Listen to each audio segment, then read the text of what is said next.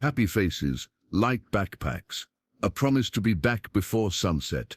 An ordinary family set out on a mountain walk like thousands of others before them. But this time, everything went wrong. When they didn't return, the search continued for days and weeks, with no hint of their fate. Only 3 weeks later, a chance video from a wild camera set up among the rocks revealed the shocking truth. No one could explain what they saw in that footage. What happened in those mountains? And why is this story still remembered with awe? Enjoy the story. On a cool autumn morning, as a gentle mist clung to the valley and the first light of dawn painted the horizon in soft hues of lavender and gold, the Robbins family gathered at the edge of their small town for one last farewell before embarking on a long-awaited mountain trip. This journey was not merely a vacation for them, it was a deeply cherished opportunity to reconnect with nature, to celebrate life's simple pleasures and to forge new memories in the vast, ancient embrace of the mountains. The air was filled with the excited chatter of children and the tender, quiet assurances of parents who had planned every detail meticulously. Evelyn Robbins, the mother, with her warm smile and gentle eyes, coordinated every last detail. She carefully checked the backpacks, ensuring that each contained a well-worn family journal, a first aid kit thoughtfully packed by her own hand, and small mementos from past hikes, the smooth stone from a favorite clearing, pressed wildflowers, and even an old map with trails and secret spots marked in a neat scrawl. Michael, the father, exuded quiet confidence as he double-checked the car, his rugged features softening as he embraced his 2 rambunctious children, Lucy and Ben, and their energetic younger brother Sam. He promised in a firm yet loving tone, "We'll be back before the leaves finish changing. I promise we won't let this adventure keep us from coming home." The morning was awash in bittersweet emotions. Neighbors, some of whom remembered fondly the family's previous journeys into the wild, came to see them off. Mr. Jensen, a kindly old soul who had once shared stories of his own youthful exploits in the mountains, clasped Michael's hand in silent solidarity. "Take care now," he murmured, his eyes twinkling with both pride and a premonitory sorrow. Meanwhile, Miss Alvarez, a neighbor known for her sharp wit and tender heart, waved goodbye, her smile a mix of encouragement and concern as she recalled the family's past trips, each one leaving traces of joy and occasional regret that only time could heal. As the Robbins family piled into the family van, its interior a cozy cacophony of scattered snacks, worn-out hiking boots, and the eager laughter of children, an unspoken promise lingered in the crisp air. This would be a trip to remember. Michael's eyes, reflecting both determination and deep paternal care, met Evelyn's for a brief, meaningful moment, a silent pact that no matter what the unpredictable wilderness might hold, they would navigate its mysteries together. The children, buoyant with expectations, chatted excitedly about the adventures they dreamed of, finding secret waterfalls, whispering to ancient trees, and watching eagles soar above the jagged peaks. Before they finally set off, the family paused at the foot of the towering mountains. There, near the rocky trailhead, they gathered for one final family photograph, a cherished tradition that had marked the beginning of every journey.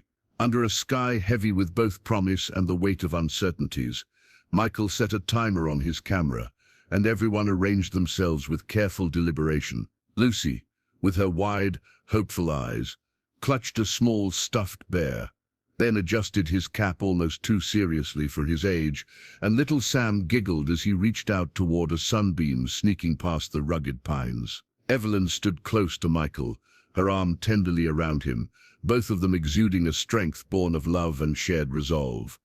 In that ephemeral moment, the shutter clicked, capturing a scene of pure, raw emotion, intermingled with the silent prelude to an unknown fate. Yet even amidst the seemingly joyful farewell, a subtle tension belied the scene. As the camera's flash faded, an observant hiker, one who had silently passed by earlier, noticed strange cryptic marks etched faintly into the dirt beside the trail. They resembled no natural formation, no animal track the hiker had ever seen before. The marks were subtle, almost imperceptible, but carried an unnerving aura that clashed with the innocence of the family's goodbye. Glancing back at the photograph now resting in Michael's hand, the hiker felt a chill mingle with an inexplicable foreboding, as if these trails held secrets far darker than a simple mountain escape. As the family's van slowly merged onto the winding path that disappeared into the forested depths of the mountains, those who remained behind were left with a mixture of joy and a strange, trembling apprehension. The last image, the family's happy faces framed by the majestic yet mysterious mountains, would soon serve as both a testament to human hope and the first haunting clue of an unfolding enigma. Little did anyone know that, 3 weeks later, a wildlife camera hidden deep in this very wilderness would capture something that would shatter all assumptions, revealing layers of conspiracy, secrets, and a gut-wrenching moral choice hidden in the shadows of nature's grand mystery. 48 hours after the Robbins family had set out toward the mountains, silence had settled over the phone lines and the quiet streets of the nearby town. What had begun as a heartwarming farewell was now shrouded by an unsettling absence. Neighbors whispered anxiously to one another, recounting the lively send-off from just 2 days past, and wondering why no word had come since. Concern rippled through the community like an unwelcome chill in the early autumn air. Local authorities attempted to establish contact, yet every call returned only with silence. As dusk fell on what should have been an ordinary evening, the sense of foreboding grew. It was then that a group of veteran hunters, long accustomed to the unpredictable rhythms of mountain life, gathered around a small bonfire near the edge of the forest. Their earlier discussions of a routine hunt were replaced by hushed, trembling voices, as one of them, old Miss Harding, described a night that seemed to belong to a nightmare. "I was on my usual trail, looking for deer," Mr. Harding said, his voice roughened by years of hard living and weathered by grief, "when I heard a series of agonized cries echoing through the trees. Not like any animal I know. There was something almost human in those screams, desperate and wild." His companions listened intently, their eyes darting into the dark silhouettes of the forest. The mention of unnatural screams sent shivers down their spines and stoked the embers of an already growing unease. Meanwhile, search and rescue teams had been dispatched, led by Captain Ramirez, a man known for his steady nerve and compassion. He and his team scoured the rugged trails, guided by local maps and the memories of familiar landmarks. With every step deeper into the dense forest, the terrain grew more forbidding. Gnarled trees and moss-covered rocks, casting long, mysterious shadows in the fading light. The silence of the wilderness was punctuated only by the crunch of fallen leaves and the occasional rustling of unseen creatures. Yet in the stillness, something was off. There were no sounds of lively nature, no cheerful chirps or casual calls of birds. Instead, an eerie calm had replaced the usual symphony of the wild. During one such search near a cluster of ancient pines, a young rescuer named Daniel paused to catch his breath. His experienced eyes, trained to catch subtle clues in the natural world, noticed something peculiar along one well-trodden path. Carved deep into the rough bark of a towering fir were strange, angular symbols. They were not the random scratches left by an animal's claws, nor did they resemble the naturally occurring patterns of the wood. Instead, the markings seemed deliberate, a series of cryptic, almost geometric shapes that spiraled and interlocked in patterns that defied immediate explanation. Daniel knelt beside the tree, tracing the grooves with a gloved finger. A shiver ran along his spine as he realized these marks might hold clues, not about the creatures that roamed these parts, but perhaps about the fate of the missing family. The mystery of the markings was compounded by their placement.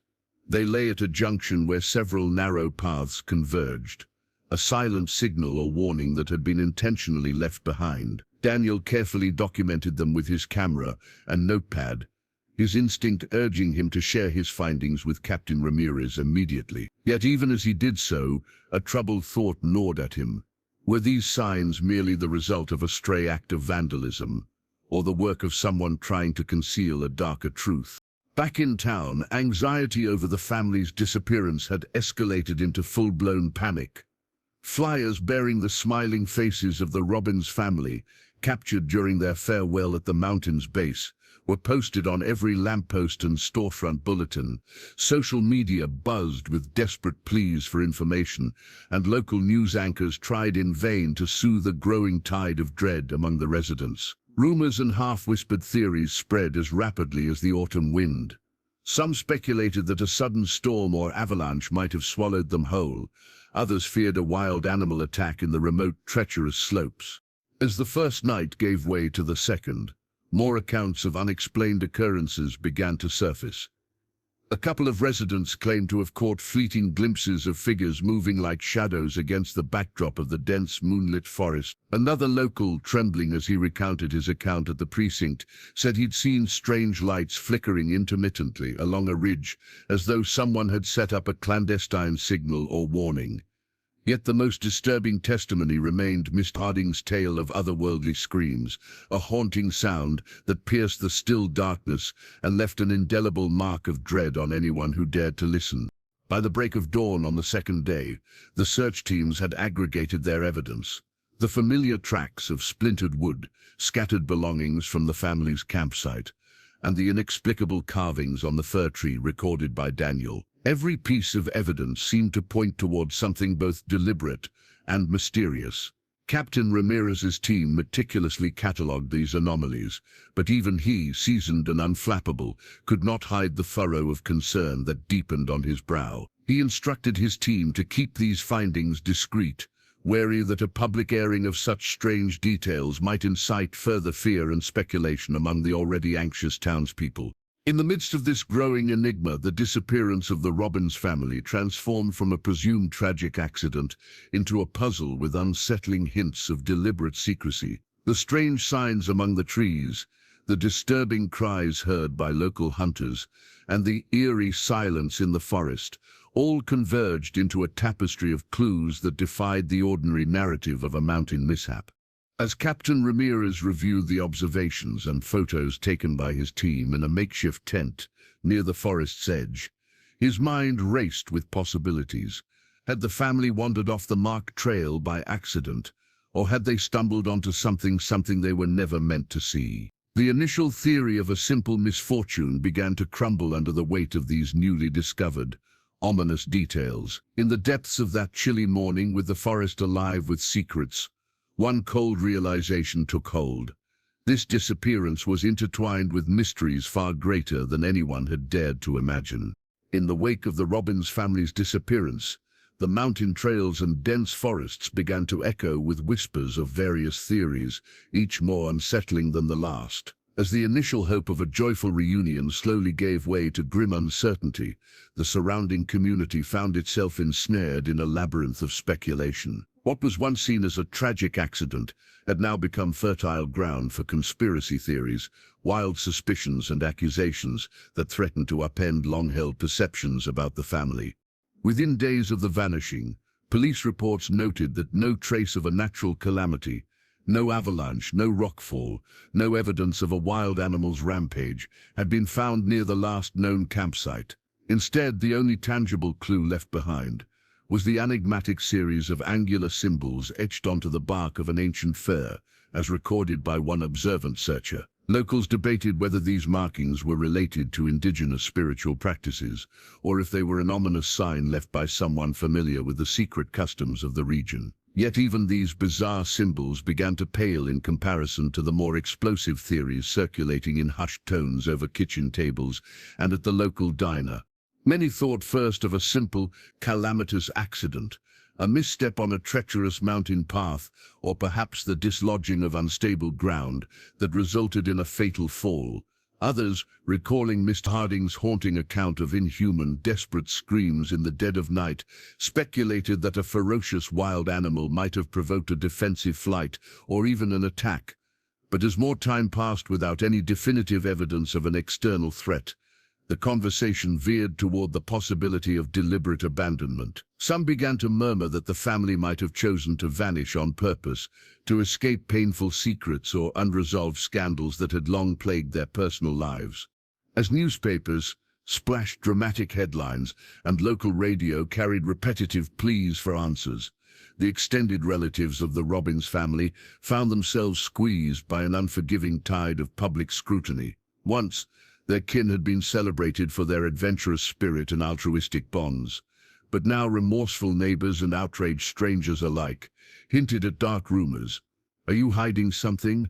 they whispered behind curtained windows and at the community market. These insinuations carried a bitter weight, suggesting that perhaps the family's disappearance was not the random twist of fate it appeared to be, but a calculated act meant to conceal unsavory truths, perhaps even financial troubles or a bitter family feud that had remained hidden for years. For the grandparents and cousins, the public pressure was almost unbearable. They were bombarded with questions during town hall meetings and at local gatherings. Did you know about the arguments? Were there secrets that the family wouldn't share? Could the trip have been an escape from disgrace? Each query, dripping with skepticism, cut deeply into the resolve and dignity of those left behind. Some relatives were compelled to defend the family's honor in interviews laden with tears and impassioned pleas for understanding, while others withdrew into silence, burdened by whispers of betrayal and the fear that their own private lives were being exposed for public judgment. Amid these swirling theories, a darker possibility crept into the popular narrative, a notion that the family had uncovered something in the mountains that was worth more than their own personal safety. Rumors insinuated that, during their hike, the Robbins might have come across evidence of a covert environmental crime, hidden toxic waste, illegal logging, or the clandestine operations of a powerful corporation that wished to keep the truth buried. According to this theory, the disappearance wasn't mere misfortune. It was a desperate act of hiding, a choice made under the weight of knowing things that no ordinary family should. The chilling possibility that they were silenced for their knowledge added an aura of menace to every unsolved clue. At the local community center, murmurs of these allegations reached a fever pitch. In heated group discussions, some community members insisted that the Robbins family's previous travel journals and photographs had hinted at uneasy encounters with strangers on the trails, cryptic notes scribbled in the margins, and even unexplained changes in itinerary. Every ambiguous detail, no matter how minor, was magnified and twisted into a potential motive for disappearance. The families of the lost began to feel the crushing burden of a collective guilt, now being accused of keeping dangerous secrets that might have endangered not only their lives, but the safety of all who lived in the shadow of the mountains. Meanwhile, public opinion was divided. On one side, there were those who clung desperately to the hope that a natural disaster, however terrible, had been the sole culprit behind the Robbins' fate, a tragic, unpreventable act of nature. On the other, a growing contingent of voices argued that the family's disappearance was something far more sinister, an orchestrated vanishing act, carried out to protect powerful secrets, even if it meant leaving behind a trail of unanswered questions and shattered lives. This paranoia was compounded by the slow rollout of official statements from local authorities, which at times seemed designed to downplay any suggestion of foul play in order to prevent panic and maintain public order.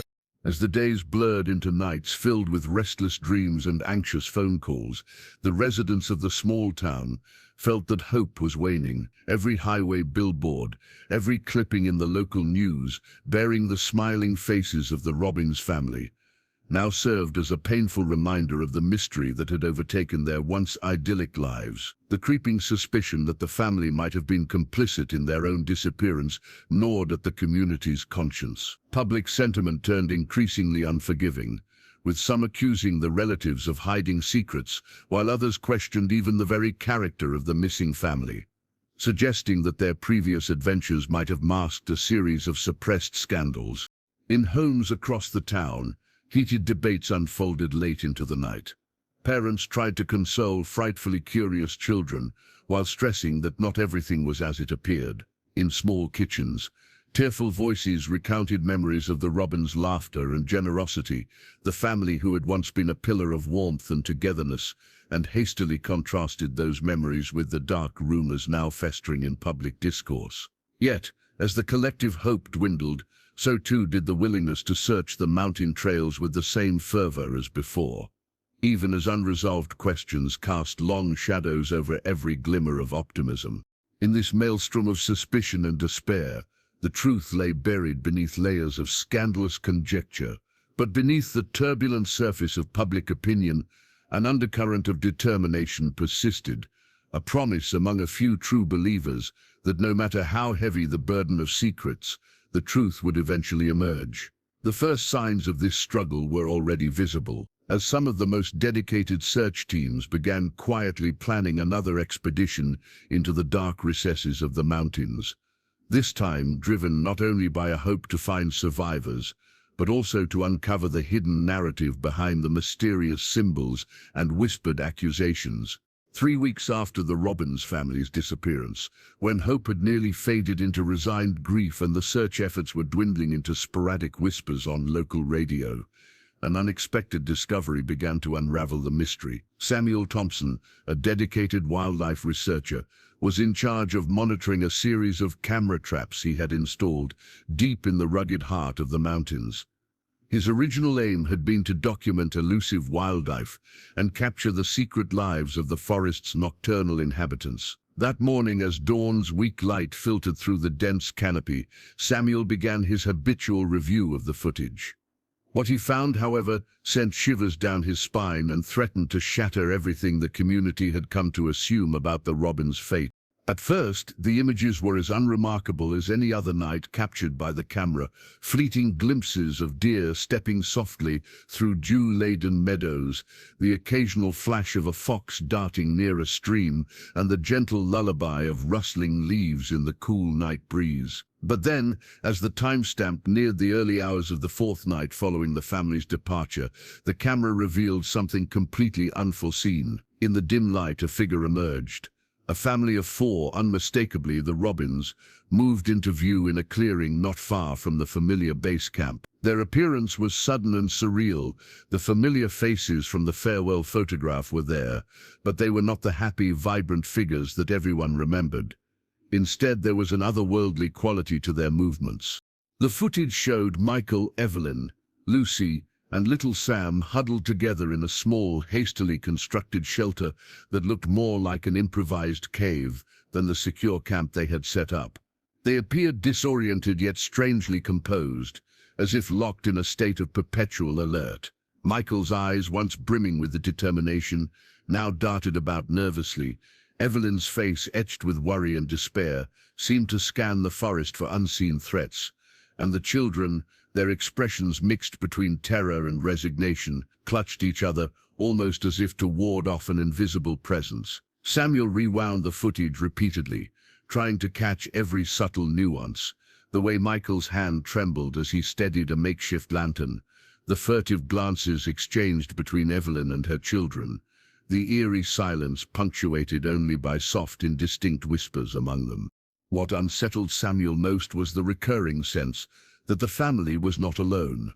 In several sequences, the camera picked up, almost imperceptibly at first, the outline of a dark figure moving silently in the background. At one point, as the family gathered around a small crackling fire, a shadow flitted behind them, too swift and subtle to be caught by the naked eye, but clear enough on the recording to disturb the atmosphere. The family appeared to be conscious of this presence. Every so often their postures would stiffen and eyes would widen in a silent plea, as if they expected danger to come crashing through the trees at any moment. Samuel's heart pounded as he meticulously analyzed every frame. The behavior captured was far too deliberate to be mere survivors lost and disoriented. They were not simply victims of a random mountain accident or the brutal forces of nature.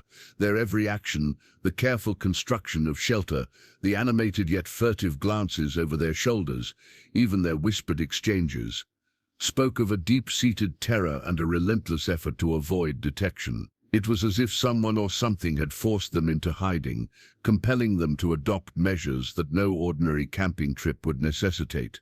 Unable to shake the overwhelming dread that clung to each pixel of the footage, Samuel reached out to a trusted colleague at the Regional Search and Rescue Command. He sent the video clip as evidence, his trembling fingers accompanied by a desperate message. "You need to see this. There's more to the disappearance than we suspected." Within minutes, his phone buzzed with acknowledgements from local authorities who had, until then, been quietly managing the case. The mysterious signs, the whispered rumors of strange happenings in the shadowy parts of the forest, and now this undeniable evidence, all coalesced into a narrative far more sinister than anyone had dared to imagine. For the first time, the community would learn that the Robbins family was not simply lost to a tragic twist of fate. Their disappearance, cloaked in mystery and compounded by the eerie behavior captured by the wildlife camera, hinted at a secret conspiracy, a choice forced upon them between freedom and the harrowing possibility of being silenced. The footage raised more questions than it answered. Who or what was following them in the wilderness? Had they witnessed something that endangered powerful interests? And most haunting of all, what had driven them to hide in such a way, deliberately forsaking the hope of rescue in exchange for an oppressive, desperate safety? As Samuel sat back in his cramped study, surrounded by stacks of observation notes and blinking monitors, his mind raced with unsettling possibilities. The camera's revelation was not just another clue, it was a turning point that promised to rewrite all the assumptions about the family's fate. Outside, the serene beauty of the mountains belied a dark undercurrent of secrets, while deep within the forest, the silent pressure of unseen forces continued to shape destinies. In that moment, Samuel knew that his discovery would spark a renewed search and force the local authorities to confront the uncomfortable truth that the missing Robbins family might still be among the living, but forever changed by the terrible price of knowing too much. In the wake of the unsettling camera evidence, the renewed search effort zeroed in on the precise area where the wildlife trap had recorded the Robbins family. With measured determination, a specialized team of rescuers, environmental investigators, and volunteers plunged back into the dense mountainous forest. Each step through the undergrowth was laden with apprehension. The crisp autumn air was heavy with moisture, and the forest floor, carpeted in decaying leaves and scattered pine needles, muffled their cautious footsteps. Guided by the exact GPS coordinates relayed by Samuel Thompson, the team followed a narrow, winding trail that deepened into a secluded valley where the forest became almost impenetrable. After hours of painstaking trekking along rugged, steep paths, the rescuers finally arrived at a dim clearing near a cluster of ancient pines and rocky outcrops. The area where the camera had been set up, there concealed by nature's vigilant camouflage, they discovered what appeared to be an improvised shelter. At first glance, it was nothing more than a loosely formed structure, cobbled together from fallen branches, weathered tarps, and large boulders arranged to block the harsh winds of the mountain. Yet upon closer inspection, every detail spoke of desperate ingenuity and the unmistakable mark of human presence. Inside this haphazard refuge, the rescuers found remnants that painted a vivid, heart-rending picture. A threadbare blanket, still faintly imbued with a comforting scent of lavender and worn-out detergent, lay in a makeshift bed corner. A small, crumpled family photo, its edges stained by rain, depicted a smiling group of four. The radiant laughter, captured in that frozen moment, now served as a poignant reminder of happier times. Near the photo was a child's drawing, hastily sketched in colored pencils onto the back of a discarded flyer. The drawing showed a mountain with a bright sun in the background, but also included a shadowy figure lurking just behind the peaks, a detail that sent shivers down the spine of all who observed it. The most chilling discoveries, however, emerged in the form of handwritten notes and diaries, scattered carefully in a battered envelope on a makeshift wooden table. The pages, yellowed with age and dampened by humidity, were scrawled in a trembling hand. One note read, "We cannot stay out in the open. They are coming for us. We have seen what must never be revealed. If you find this, please, protect us." Another entry, dated just a few days before the camera's recording, described the family's frantic decision to abandon their original campsite. Michael's voice, captured in jagged sentences, conveyed the terror of forced secrecy. "I promised Evelyn that we would return, but the mountain holds truths too terrible for daylight.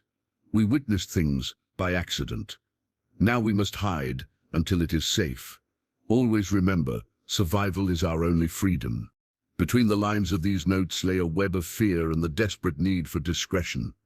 The writings hinted at a secret too monstrous to fully articulate, a dangerous piece of evidence that thrust the family into a moral quandary. The rescuer in charge, Lieutenant Kara Nguyen, carefully gathered the documents using gloves and placed them in a secure evidence bag. Her hands shook slightly as she read fragments aloud under her breath. Words like exposure, corporate malfeasance, and silenced voices recurring in shorthand form. Cryptic yet horrifying, the resounding implication was that the Robins had not simply become lost to an unforeseeable natural accident. They had been compelled into hiding because they had inadvertently witnessed an injustice that threatened to upend a powerful secret. Around the shelter, the remnants of personal belongings, the scattering of torn clothing near a small bundle, an old thermos engraved with initials, and even a child's favorite toy, a worn-out teddy bear missing one eye, all testified to an abrupt departure. The shelter's interior was devoid of any signs of recent cleanup. An uneasy stillness reigned as though the space had been left in frantic haste. The rescuers noted that while nature had already started to reclaim this hidden enclave, the shelter bore unmistakable traces of human intervention, hastily constructed to offer refuge from not only the harsh elements, but also from an unseen threat lurking in the forest depths. As the team documented each piece of evidence with meticulous care, taking high-resolution photographs, recording detailed notes and mapping out the shelter's layout, a somber realization began to permeate the group. This was not simply a case of a family tragically lost to the wilderness. The improvised sanctuary, the cryptic diary entries, and the desperate artifacts of everyday life spoke of a family coerced into seclusion by forces far more sinister than the unpredictable nature of the mountains. Each item, every line of ink revealed a family forced to choose between their cherished freedom and the dire necessity of survival. Outside the shelter, as the afternoon light turned a pale, uncertain gold, the rescuers reached out to local authorities and environmental agencies. They relayed the fresh evidence, each finding weaving its way into the broader tapestry of theories that had long been circulating among the townspeople. A palpable tension hung in the air. Every face on the team mirrored the shared understanding that the truth behind the Robins' disappearance was now more complex and more perilous than anyone had ever imagined. For Lieutenant Nguyen and her colleagues, the discovery of this hidden sanctuary marked the beginning of a new chapter in the investigation. It was a turning point that challenged the earlier assumptions of a simple, tragic accident. Instead, the shelter's dire contents suggested that the family had been forced into hiding by a deliberate, calculated threat. The implications were daunting. The notes hinted at the existence of an external orchestrator, compelling the family to keep silent, one driven by the fear of exposure. Though the true nature of the threat remained locked behind coded words and fearful scrawls, the urgency to protect the Robins and uncover the full story had never been greater. As the team packed up their findings and prepared to depart the shelter, a heavy hush settled over the forest clearing. The discovery of these heart-wrenching belongings and chilling notes would soon galvanize a wider investigation, one that might expose a grand conspiracy lurking in the shadows of the mountains, a secret that would force the community to confront uncomfortable truths about power, greed, and the high price of silence. In the days that followed the discovery of the hidden shelter, the grim puzzle began to reveal its darker edges. As Lieutenant Kara Nguyen and her team catalogued every item from the improvised refuge, they found themselves relentlessly drawn to the cryptic diary entries and hastily scrawled notes, cluttering the battered envelope. These writings, far from being mere expressions of panic, hinted at an insidious secret, a secret that had forced the Robins family into hiding. One particular entry, written in trembling, almost illegible penmanship, "We have seen horrors beyond imagining, machines that bleed toxic sludge. Men in dark suits with cold, dead eyes who whisper of profits and power. We witnessed a crime against nature, a desecration that must never see the light. They will come for us if we speak. We hide not only from the wilderness, but from those who wish to bury the truth." The burden of those words pressed heavily on every investigator who read them. It was no longer about a family lost to an accident or the savage whims of the wild. It was about an orchestrated cover-up, led by a powerful corporate entity. The diary entries described a remote area near the family's original campsite, a valley lush with ancient trees, but marred by evidence of industrial waste. Michael's frantic notes recalled a day when the sun had dipped behind the peaks, and what was supposed to be a simple geological formation revealed heaps of rusted barrels and crumbling signage bearing the logo of Sierra Core Industries, a company known for its expansive but murky operations in the region. Evelyn, with her tender yet resolute hand, had scribbled in a second diary entry about strange trucks arriving at odd hours, and men with hidden eyes roaming the forest in dark, unmarked vehicles. The Robins had unwittingly become witnesses to a massive ecological crime. Toxic waste, illegally stored and then surreptitiously dumped into the pristine watercourses that fed the local community, was poisoning the environment and endangering countless lives. The family had been horrified. Their passion for nature and a belief in the purity of the mountains clashed violently with the reality of corporate greed. Realizing that they had seen too much to ever safely return to public life, the family had chosen, albeit with crushing hesitation, to vanish into the labyrinthine depths of the forest, concealing themselves in makeshift shelters and leaving behind only scraps of testimony. As Lieutenant Wu Wen pored over these revelations under the cold, flickering light of a makeshift field tent, her face etched with both determination and dread, she couldn't help but confront the enormous moral dilemma unfolding before her. The evidence suggested that someone high up in Sierra Core Industries was channeling resources to silence any threat of exposure. The Robins, simple and unassuming as they were, had inadvertently stumbled upon illegal logging operations, toxic dumping, and environmental destruction on an unimaginable scale. They had witnessed a corporate conspiracy, a deliberate act to cheat nature and imperil a community for the sake of profit. Back at the makeshift command center, near the edge of the woods, Lieutenant Ruan convened an emergency meeting with her key team members, including Captain Ramirez and a couple of local environmental specialists. The gathered group spread out the diary pages, photographs taken by Daniel and Samuel from the wildlife camera footage, and a scanned copy of a corporate memo inadvertently found in one of the discarded envelopes. The memo, an ominous communication filled with references to operational secrecy, damage control, and ensuring minimal media exposure, hinted unmistakably at the lengths to which Sierra Core would go to protect its unethical practices. A hush fell over the circle, as one of the younger investigators, her voice quivering with repressed outrage, asked, "Do you mean to say that the Robins were forced into hiding because they witnessed an environmental crime, one that involves a powerful company?" Her eyes darted nervously, seeking affirmation from her more senior colleagues. The captain responded gravely, "Yes. The evidence compels us to conclude that what they saw was not a natural disaster. They saw deliberate industrial malfeasance, and once they realized this, someone made sure they never shared it. They were left with an impossible choice: expose the truth and face the wrath of a behemoth, or vanish into the shadows to protect themselves." The revelation sent shockwaves through the team. Every new piece of information added layers of complexity to the case. It was no longer a simple missing persons search, but a whistleblower's nightmare. A David versus Goliath struggle in which an ordinary family had become unwilling custodians of a secret that could topple powerful interests. As the investigators compared the timestamps on the wildlife camera footage with the dates scribbled in the diaries, a horrifying timeline emerged, one that tracked the family's gradual descent from hopeful adventurers into haunted fugitives, their every step shadowed by the oppressive fear of retribution. In a series of hushed discussions that lasted deep into the night, the team grappled with their next steps. There was an overwhelming desire to bring the perpetrators to justice, to force the truth into the harsh light of day. Yet, they also understood the immense risk that such a revelation carried, not only for the investigators, but for the community as a whole. Were they prepared to challenge a corporate giant whose reach extended into the very institutions meant to protect public welfare? The prospect filled them with both moral fervor and an undercurrent of dread. Whistleblowers in such cases had often paid a terrible price for their honesty. Meanwhile, back in the forest, the hidden sanctuary where the Robins had taken refuge seemed to pulse with the quiet desperation of its occupants.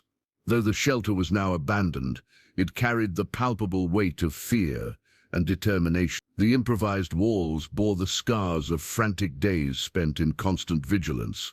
The few personal belongings scattered about, the child's drawing of the mysterious shadow, a note scrawled in faded ink, served as silent testaments to their inner torment. They had chosen seclusion, not out of a desire to escape nature's beauty, but to save themselves from an insidious enemy that lurked in bureaucratic corridors and corporate boardrooms.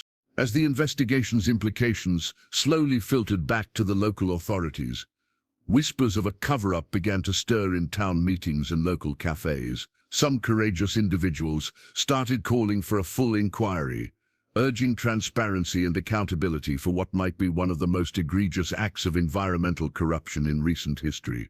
Social media erupted with hashtags condemning Sierra Core Industries and demanding justice for the Robbins family. Yet beneath the public outcry, a profound sadness prevailed, for it was not merely the loss of a family that pained hearts, but the inescapable truth that sometimes in the quiet solitude of the mountains, the forces of greed and power can drive ordinary people into the depths of despair. For Lieutenant Nguyen, the personal implications of this conspiracy weighed especially heavily. The case had evolved from an unfortunate disappearance into an ethical quagmire, a test of her resolve to balance duty with justice, to protect those who had been silenced, and to ensure that the Robin sacrifice would not be in vain. As dawn broke the next day, casting weak rays over dew-soaked leaves, she stared out at the silent forest and made a solemn vow. She would persevere until every shadow was illuminated, until every secret torn from the darkness could be a boost to the cleansing light of truth, regardless of the risks involved. In the chilly pre-dawn gloom, as a faint pink light began to seep over the towering peaks and the forest whispered its silent, timeless secrets, a rescue convoy arrived at the outskirts of the hidden valley. It had been nearly 4 weeks since the Robbins family vanished into the labyrinth of the mountains, and the relentless efforts of Lieutenant Nguyen's team, now bolstered by new evidence, mounting media pressure, and the steady courage of local citizens, had finally converged on this isolated sanctuary. The rescue team, their faces etched with cautious hope, moved quietly along a scarcely trodden path toward the improvised shelter that had long concealed the family's refuge and the chilling testimony of their ordeal. Within the hidden shelter, the Robbins family had spent long, harrowing days in a haze of trepidation and reluctant acceptance. In that small enclosure of rough-hewn branches and weathered tarps, they had lived with the constant weight of fear, fear of discovery, fear of retribution, and fear of the unknown force that had driven them into such relentless seclusion. Michael and Evelyn Robbins had maintained a fragile sense of resolve amid the oppressive silence, furtively whispering reassurances to each other and to their children. Their eyes, darkened by exhaustion yet brimming with a fierce determination, had grown accustomed to the relentless pressure of guilt and secrecy. Every hushed conversation, every hurried scribble in a battered notebook, had been a reminder of a choice forced upon them, a choice between public truth and the sanctity of survival. Then, as the tangled sounds of boots crunching on frozen pine needles and quiet commanding voices approached, something in the atmosphere shifted. Lieutenant Nguyen, accompanied by several senior rescuers and environmental experts, gently knocked on the rough-hewn door of the improvised shelter. For a long, excruciating moment, no answer came back but a tremulous shuffle from inside. Finally, with tear-stained faces and guarded expressions, Michael cautiously opened the door, revealing a scene that overrode every whispered theory and public suspicion. Under the early grey light, the family's 7 individuals, small in stature but vast in resilience, stood in a tight circle. Evelyn, with her eyes red from countless sleepless nights and burdens too heavy for a single soul, clutched the hand of Michael as if to anchor herself. Beside them, the children huddled close, their fearful eyes meeting the rescuers' tentative smiles with a blend of astonishment and relief. It was as if in that moment, time itself exhaled a long-held breath, a collective sigh of liberation from a nightmare that had haunted both them and the community beyond. Lieutenant Nguyen's voice, soft yet unwavering, broke the silence. "We're here to help. You're safe now. In her gaze lay not only the authority of a sworn officer, but the warmth of someone who believed in truth and justice. The words stirred something long dormant in the Robins' hearts. Hope, with hesitant, trembling steps. Michael and Evelyn led their children outside, emerging from the shelter into a world that was both painfully changed and uncertainly promising.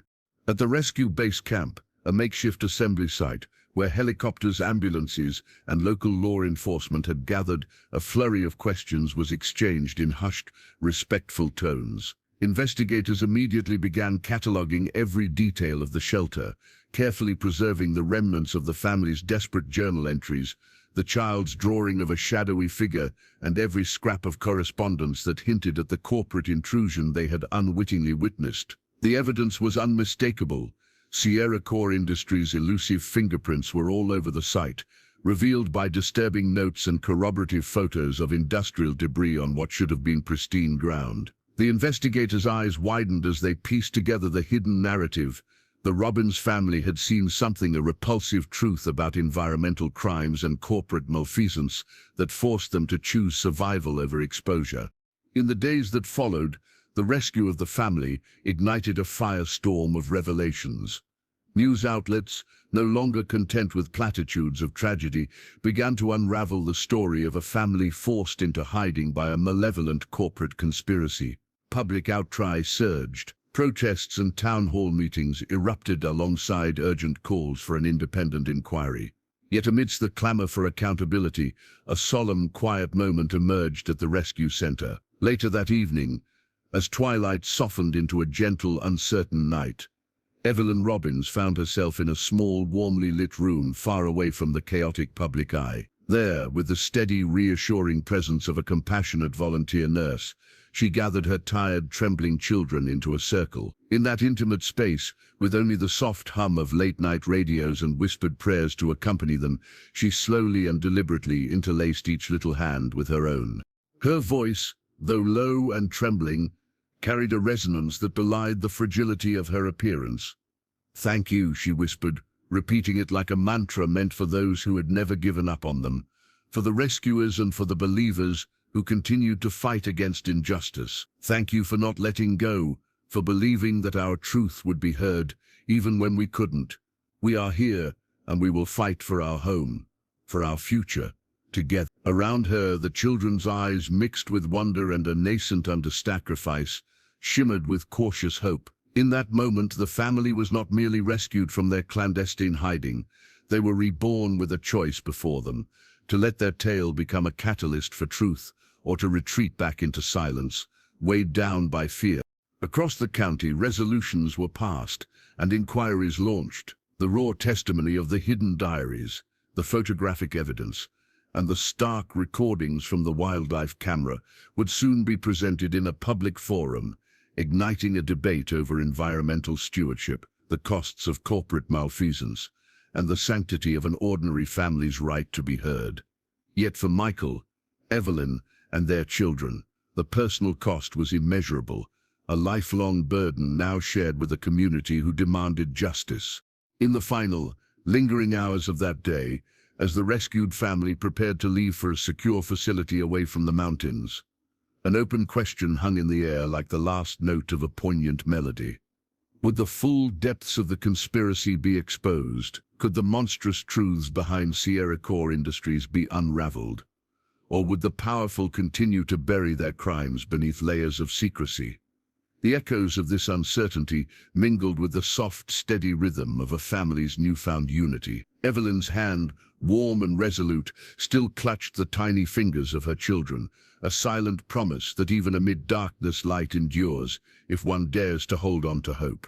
Subscribe if you believe that sometimes the rescue of a family is only the beginning, a spark that lights a relentless pursuit of truth and justice, and that even as the scars of the past remain, the bonds of love and resilience can pave the way toward a brighter, if uncertain, future.